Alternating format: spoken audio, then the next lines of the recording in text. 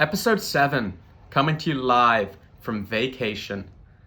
Yeah, we got a new setup. Lost all the equipment, so now we're just on the iPhone.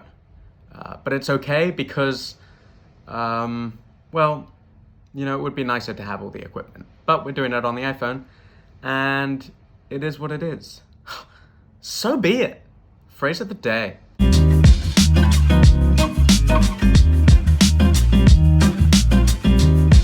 What's been happening? I went viral on TikTok. Yeah, I posted this video of myself on shrooms. The first time I took shrooms. It's 3 years ago now. I was at my friend's lake house in Oregon. In somewhere like Eugene. No, that's wrong. Bend. No, that's wrong. It was somewhere in Oregon. And I took shrooms for the first time, and I'm not a drug person. I'm a big believer in you don't need drugs to have fun. You only need alcohol. And so I took shrooms for the first time. I had never really done drugs or anything like that, or never done cocaine. Had given up weed. I smoked weed for a bit, and then I was like, this just makes me feel terrible in the mornings. So no gracias, which is what I said to the weed. And there were times I was in Mykonos one time, and I just gone to Mykonos because I was like, okay, let's go to Mykonos, because Europe, and I didn't know anyone there, and I just went by myself. I was staying in this villa like an hour and a half away from the town of Mykonos, because Mykonos is this big island, but there's only one small part of Mykonos that's relevant. Everywhere else on the island doesn't really matter. It's like what is it like? It's like the rest of it is Staten Island, compared to the Queens. I love Queens. Oh, Jamaica, what a place. Great food in Flushing. Tangent. So I'm in Mykonos, and it's like 6 a.m. and I happen to run. Some people I know are actually there, and so I'm at their place at like 6 a.m. and they've got a mound or a crown of cocaine on the table, and they're like, "Oi, Simon, you want some, yeah?" I was 18, I was about to go into college, and I was like, "No, thank you." And they were like, no, stay alive for the rest of the day, yeah. And I'm like, it's 6 a.m. Like, what are you trying to stay alive for? But they took it, I didn't, and my moral compass remained questionable. But so anyway, I'm not a drug guy, but I'm here in Oregon. I'm taking shrooms, and I take them, and it's very nice. We're all sitting by this lake, just chilling. I'm writing down stuff just to see what I'm thinking, and then I go for a walk in this forest. I'm in a swimsuit, and 10 minutes in, I realize I am fully lost in this forest, and I get lost in this forest for 2 hours, and I'm just in this forest, and I'm like, everything is so, when you're on shrooms, everything's so pungent. You're looking around, it looks like, and you're in this forest as well. I thought I was an Avatar. Everything was so, vivid and crazy. And I was walking, and then I finally got to this cabin, which is where I was staying, and then I recorded this video, which went viral on TikTok. You should check it out. Swiss Milk Chateau, 4-part installment. First part, 68,000 views. Currently, it could go up. It's definitely not going to go down. But check it out. And it was crazy. I was ridiculous. And then I get lost for 2 hours on the way back. Maybe it was probably 30 minutes on the way back, because the trip didn't last that long. But then I'm there, and I see my friend whose house it is. I see his dad across the lake, and I'm convinced that he's chasing me.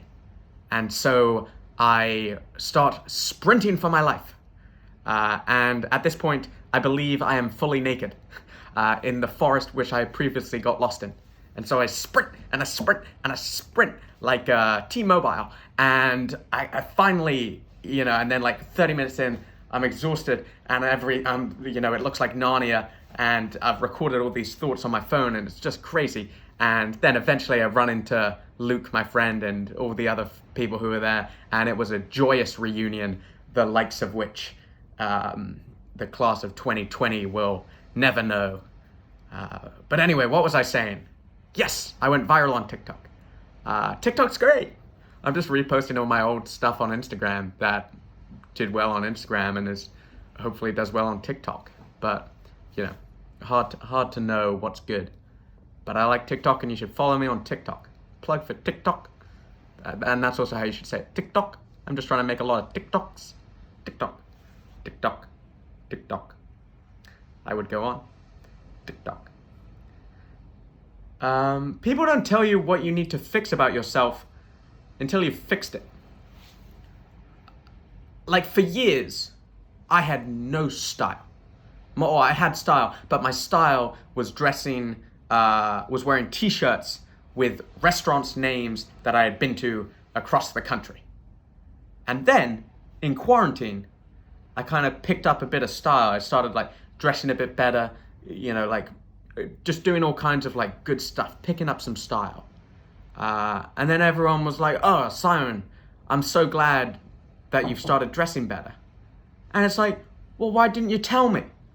Here I've been for the past 22 years dressing like a tribute act to Guy Fieri. Tell me. It's the same with shows, People always come up to you after a show, be like, "Simon, that was so good." And then a month later, we'll be like, "Simon, that was so much better than the last time." So, well, what the fuck? You're lying to me. I've said this already on the pod, but I stand by. Don't be afraid of telling me or telling anyone that they should fix something about themselves or what they do. Because if you have constructive criticism, tell them. Don't just tell them after the fact. That's like eating a raw hamburger and then, I don't know, not eating it. Didn't have an analogy similarly lined up for that one. Anyway, so I had a fun July 4th. Safely quarantined, but I was with a few people, so I guess not safely quarantined. But I was still, tested negative before, so made sure to always do these elbow taps. I like the idea that how there's the French kiss, which is two kisses, and then the one kiss, and then sometimes you just go for the handshake. Now you could do anything with it. The French are doing double elbow taps. The Czech are doing 3 elbow taps. Some random TikToker is probably doing the kind of wave in order to greet people. It's fun. Anyway, so I'm with all these people, and I'm in Massachusetts. I'm in Cape Cod. So I saw all these Boston boys, these Massholes, and I was British, so I felt a bit like a persona non grata, which translated from the Latin means ungrated parmesan. And I had to woo them, so I was like, "Yo, bro, I love your flat-brimmed cap. Is that from Lids?" And they were like, "No way, this guy's sick." So anyway, I'm hanging out with these guys. They're great guys. Really enjoyed hanging out with them. There's just a bunch of people, and we're at the beach, and it's we're a group of 8, and then across from us is another group of 8 or so, another group of guys, and we don't know them. And this one guy, he kind of looks a bit he's kind of like the guy in the friend group who looks a bit like Danny McBride. Yeah, I'm sure everyone kind of has that person in their friend group. He comes up to me and he's like, "So are we drinking with them or are we fighting with them?" And I was like, "Why are those the only 2 options? And why can't we just sit 20 feet away from each other with them?" And he was like, No, boys or beef." And I was like, "What?" And he was like, "Boys or beef. It's the Boston way." And I was like, "So you're telling me anytime you see a bunch of guys that you do not know, you go up to them, or you don't go up to, anytime you see a bunch of guys that you do not know, you either have to become boys with them or beef with them?" He was like, "That is correct." And I was like, "How often do you become boys with them?" He was like, almost never. This guy was an enigma. This guy was great. He's the kind of guy who would like stop the music and be like, I'm going inside to make a mixed drink. You mean a drink? This guy was hilarious. He said he would beat Ronda Rousey in a wrestling match. I was like, how are you going to beat Ronda Rousey in a wrestling match? He was like, I'll put her in a Windsor knot. I'm like, that's how you tie a tie. It was a really fun time. There were so many characters in Massachusetts. You know, all great guys. I loved it. They all had their different qualities. Like this one guy, you'd recognize this guy in your friend group. He, just doing some observational, relatable comedy here. But he got some action on the beach. He disappeared for 10 to 20 minutes, and came back. He was gleeful, giddy with glee, full of gid. God, he had so much giddy glee, and then like you could just see it on his face. Like, you know, that guy who just comes back, or that girl who just comes back and is just like pumped that they got pumped. Yeah, this guy was just on his face, just smiling. You could not wipe the smile off his face. And then he started acting all arrogant. He would do some kind of cocky walk. Anytime he walked by someone, he would say, excusez-moi. How arrogant do you have to be to say excusez-moi to someone as you walk by them when they're not even in their way? This is actually, this is a similar story, I guess. But I was on a beach one time, and who was also on that beach? Leonardo DiCaprio was on that beach. And so, and Leonardo DiCaprio was playing beach volleyball with a bunch of underage women. And when I say underage women, it's not like he was going for, they were 14 years old and they were playing beach volleyball, and Leo was like, I'm gonna play beach volleyball. It was nice of him. Not creepy, but, you know, his 19-year-old girlfriend was watching. And so he comes out, and I'm walking that way, and I see this, and I'm like, oh my God, this is my opportunity. I could sub in for Leonardo DiCaprio at beach volleyball. And so he comes I'm kind of like, I'm over here, and the court is over there, and he's walking this way, and I'm walking that way, and he is in no way in my path. Like, if he would have walked straight and I would have walked straight, there is no way we would cross paths. There's gonna, like, we have two great paths lined up. But I'm like, I gotta meet Leonardo DiCaprio. So, you know, you gotta start a conversation somehow. So as he's like walking by me, I trip and stumble and fall to his right, kind of like that dance move. And he doesn't look, to be clear, I was still 6 feet away from him. And he doesn't look up, and he just keeps on walking. And then this 14-year-old Russian girl was really annoying on the beach volleyball court. But that's the time I subbed in for Leonardo DiCaprio at beach volleyball. I had such a fun time on July 4th, just meeting all these guys. There were these two guys who said, turn up the speaker. I didn't really get to know them. There was this guy who enjoyed studying abroad in Germany. Yeah, I guess that's more of a LinkedIn status than a character trait, but he really enjoyed it. I think it was great. And then we were hanging out, and so it was 7 of us. And we went out to this like outdoor restaurant afterwards, and we were all, wearing our masks and being safe. And we ordered 8 Bud Lights, legends. And there's 1 Bud Light extra. And one of the guys, the guy who looks like Danny McBride, I think he suggests that we send it to this group we send the extra Bud Light to this group of girls who are sitting like 2 tables away. And I personally think that is the greatest move you can pull. Sending what if, into how people just send drinks to people at bars and clubs, and movies and tennis matches. Well, this is the best strategy. If you want to impress a group of girls or guys, send them 1 Bud Light. Because not only it's the biggest power play, because you're letting them know you're interested. It's hilarious. And you're saving a lot of dinero. You're saving a lot of Robert De Niro. So, dinero, I don't know. I dinero. It was a great time. It was so much fun. I think we should, this is a new point for your car ride. I think we should, instead of saying bang, or have sex with, or hook up with, I think we should start saying frequent. Who have you been frequenting? I've been frequenting Ashley. And Ashley has been I fucked it up. Who have you been frequenting? I've been frequenting Ashley. And Ashley has been frequenting my brother. I need to speak to him about that. Well, it wasn't really worth it. But wouldn't that be fun? Yeah, I frequented her last night. She frequented me. I think that's great. Also, people are now saying pumps. Did you get pumps last night? Not pumped, pumps. Kind of like it. I got pumps last night. Kind of like that Black Eyed Peas song, Pump It.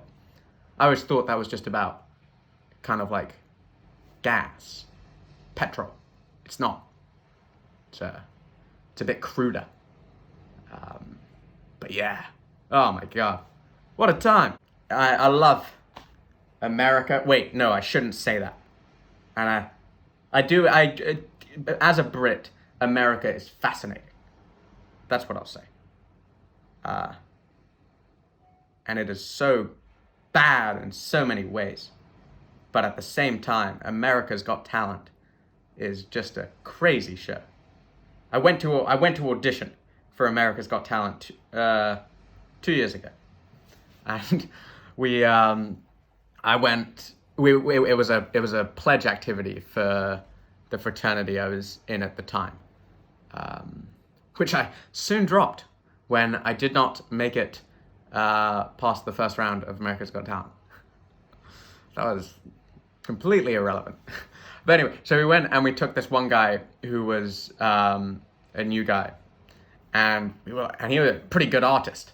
So we're like, you're gonna go up for America's Got Talent, and it's gonna be hilarious, and we're gonna watch it. And so he ends up, we're like, oh, dress up in a Bob Ross costume and draw a tree. And then he can't get all the materials. So then he's like, shit, I should do something, maybe I can do something serious. And he's a really good artist. Check out his stuff. Asher Lifton. And so he, Lifton clothes, terrific. And a quick plug to Sex Clothing, which I believe is another friend's clothing brand. It's terrific. And so anyway, what was I saying? So he goes and he's like, I'm going to do something serious. So he uses an espresso machine to paint a picture of a face. And well, okay, I should add some more stuff about what it's like to go into about America's Got Talent. Firstly, all those people who turn up for America's Got Talent, who turn up for those big auditions, none of them get through. The producers have already selected who they want before. They've reached out. They've done all of that. This is just for the entertainment purposes. And it's such a big waste of time. Or maybe you find one incredible person. And that's why they're there. And it quickly turned out that Asher was that one incredible person. So we lined up. We got there. We got to the Javits, the one in New York. Javits Center at 5 a.m. and we got there, and it was me, Asher, and our friend Danny, and we're there, and I was just going to do some stand-up just to see if I could get through. And so we wait for 4 hours and we meet all kinds of people. It's great. And then we finally get in around 11. We waited 5 hours. That's how 11 from 6 a.m. works. And then it becomes apparent that because Danny wants to watch Asher do this, and he wants to watch my stand-up. You have to have a talent to be in the room. So Danny, an hour before the performance, goes on YouTube and teaches himself a magic trick, and he somehow had a deck of cards on him, and he pulls off. And so we get in the room, and I do my stand-up, and it's fine, and and Asher does his coffee stuff, and everyone's like, whoa. And then this actual magician, he's like a professional magician, does this crazy thing on a calculator, and everyone's like, whoa, this guy's a serious magician. And then Danny comes up and is like, to the producer, because there's only one producer when you go into audition, just in this big room, and Danny's like, pick a card.